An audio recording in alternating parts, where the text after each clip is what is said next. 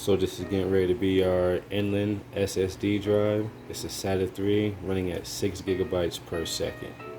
I really needed this one right here, but before I go on ahead and throw it into the computer that we're going to throw it in, we're just getting ready to unbox it and we're going to just test to see which actual data transfer speeds we're getting ready to get out of a USB 2.0.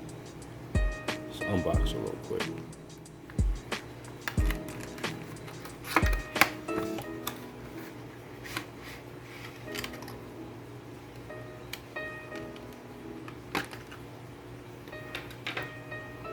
Alright, so there you go. This is getting ready to be our SSD drive. Now, just to help a lot of y'all out about these SSD drives, what a lot of people don't know that really aren't into the tech world too much, is that an SSD drive is also going to be, most of the time, your standard SATA connection.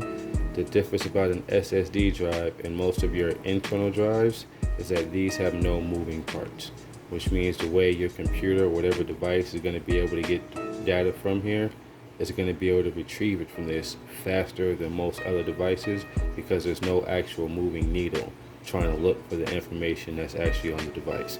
It's almost like a larger flash drive or thumb drive, if you can gain those concepts. They're a lot lighter than most of the normal other hard drives, and they perform a lot better and a lot more efficient. So with that being said, we're going to throw this in the computer and we're going to test the actual data transfer speed. While I am here, I guess I will point out this one thing, and that this is going to be your standard SATA hard drive in most of your computers. On the bottom, you'll see this section right here.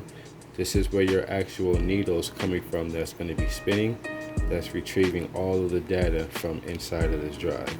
So it takes, even though it's seconds, it takes seconds for this to spin and for that needle to find all the data and where that data is on this drive. And if you're not a tech person like that and you don't defrag your drives, then you're going to eventually just wind up with slower and slower and slower speeds on your PC, especially with it constantly trying to find some data that may be over here, and then some data over here, then some data over here, and then some data over here. It's going to have to constantly spin to try to find all those pieces of data. So if you have one of these and you actually defrag your computer, you'll take all those fragmented pieces of data and you'll put them together. So as your needle is spinning around, it's not constantly looking for data at different points on the actual drive. But this is going to be your standard SATA drive, which is going to be on most of your older PCs. And if we weigh this drive, I'm going to turn the scale on real quick. This drive is going to weigh at 92.8 ounces, pretty much 93 ounces. And this is going to be a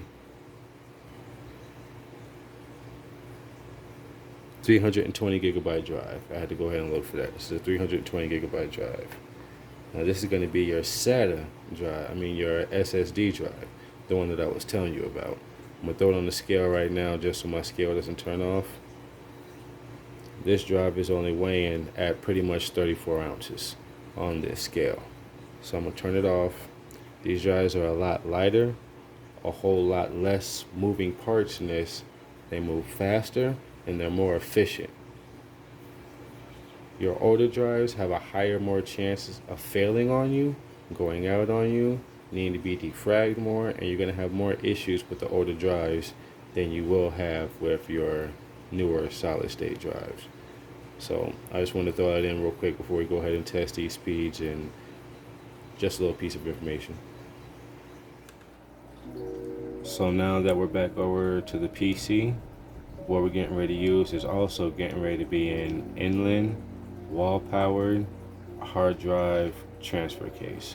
So what you can actually do with this, well, it's not a case, it's just you connect to your hard drives.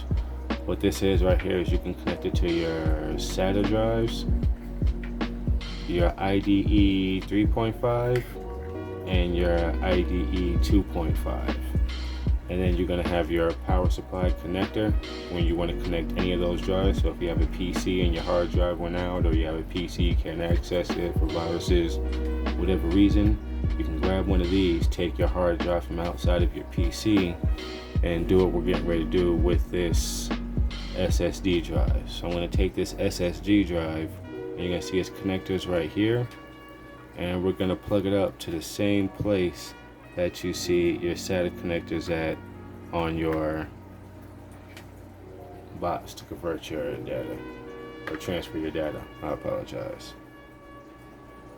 And then once you have all that done, you're pretty much just going to take this right here and you're going to plug this up into your PC. So I'm going to do this next. I'm going to see what the actual data transfer speed is going to be through a USB 2.0.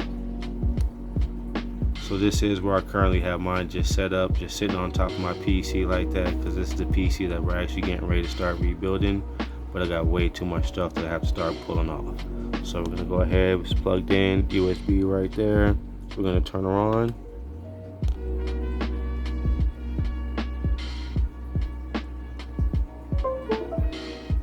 Heard it in the computer. Now let's go over to the PC and see what we got going on. So you might have already noticed, I'm not getting ready to hook you up to a screen recorder. I'm not gonna do all that because you see the insignia? You already know I'm cheap. I just look for the cheapest stuff that works and it's gonna get the job done. I'm not trying to show nothing off. So when I go down here, I know you can't see none of that unless I refocus. I'm going to go ahead and refocus on you. Refocus that screen, and we're getting ready to open up this drive, but we don't see it right here. So we don't see the drive. So now, since we don't see the drive, but I know she's plugged up, what we're getting ready to do next is I'm going to exit this out. We'll go over here, and we're going to right click, and we're going to click on disk management.